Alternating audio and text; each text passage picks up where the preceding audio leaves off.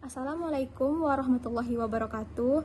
Perkenalkan, nama saya Felisa Wulandari Ondria dengan NIM 2514060020.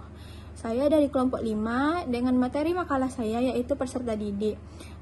Dari makalah saya mempunyai tema permasalahan yaitu kurangnya motivasi belajar pada peserta didik. Referensi yang saya ambil dari buku. Sebelumnya mohon maaf Bapak, saya tidak bisa meminjam buku karena saya belum memiliki kartu perpustakaan. Saya hanya bisa memfoto bukunya beserta isinya dengan judul buku referensi yaitu Ilmu Pendidikan Islam karya Profesor Dr. Haji Ramayulis. Nah, apa sih motivasi belajar itu? Motivasi belajar adalah dorongan internal maupun eksternal yang membuat peserta didik mau dan bersemangat dalam melakukan kegiatan pembelajaran. Dalam pendidikan Islam, motivasi tidak hanya bersumber dari keinginan meraih prestasi, tetapi juga kesadaran bahwa belajar adalah bagian dari ibadah. Nah, permasalahannya apa? Permasalahannya itu kurang motivasi belajar. Kurangnya motivasi belajar pada peserta didik menjadi masalah serius yang mempengaruhi prestasi, perilaku, dan perkembangan pribadi seorang peserta didik.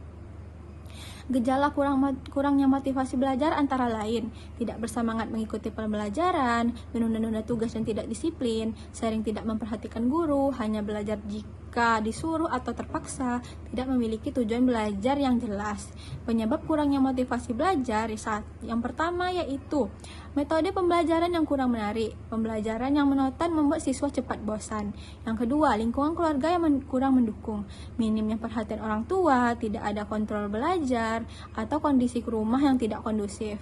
Yang ketiga, pengaruh teknologi dan pergaulan, game, media sosial, dan lingkungan pertemanan dapat mengalihkan fokus peserta didik dalam kegiatan pembelajaran.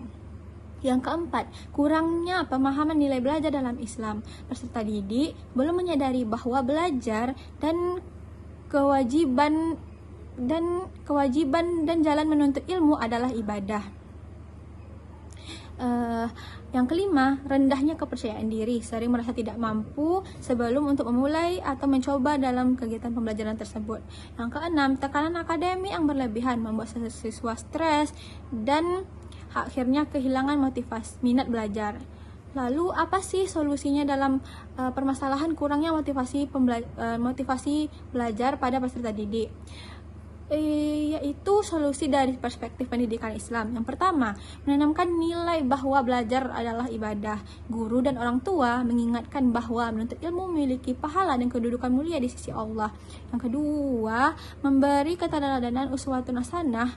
Guru menjadi contoh dalam kesungguhan belajar, disiplin, dan akhlak. Yang ketiga, membangun tujuan belajar yang mulia, membimbing peserta didik memahami tujuan belajar bukan sekadar untuk nilai, tetapi untuk membangun karakter dan amal soleh. Lalu ada solusi dari perspektif psikologis dan pedagogis. 1. Menggunakan metode pembelajaran yang variatif dan menarik, seperti diskusi, permainan edukatif, media visual, proyek kelompok, atau pembelajaran berbasis masalah. Yang kedua, memberikan penguatan positif atau reward, pujian, pengakuan, atau penghargaan dapat meningkatkan minat belajar atau semangat siswa. Yang ketiga, menciptakan lingkungan belajar yang kondusif, kelas yang nyaman, suasana interaktif, dan komunikasi yang hangat meningkatkan motivasi. Yang keempat, meningkatkan rasa percaya diri siswa.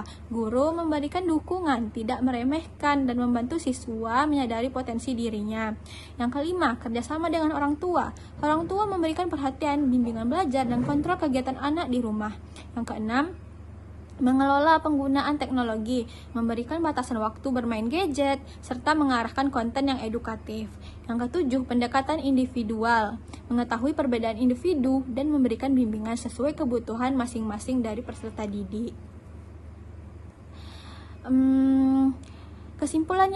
Kesimpulannya itu, kurangnya motivasi belajar merupakan masalah yang dipengaruhi faktor internal dan eksternal peserta didik. Dalam perspektif pendidikan Islam, motivasi harus dibangun berdasarkan nilai ibadah, akhlak, dan kesadaran spiritual. Untuk mengatasinya, diperlukan peran guru, orang tua, lingkungan belajar, serta pendekatan yang mampu membangkitkan minat dan kepercayaan diri peserta didik. Dengan kombinasi strategi pedagogis dan nilai-nilai Islam, motivasi belajar dapat ditingkatkan secara efektif. Sekian presentasi dari saya. Jika ada kesalahan, saya mohon maaf. Assalamualaikum warahmatullahi wabarakatuh.